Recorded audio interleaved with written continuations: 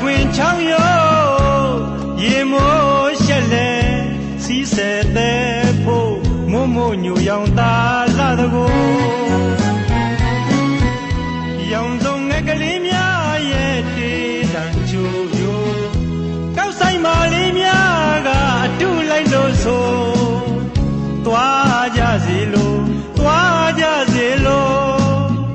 ရွှေဘိုးပုံကြီးတန်ထွန်းကားတဲ့ငါမြည်ရပြီရွှေဘိုး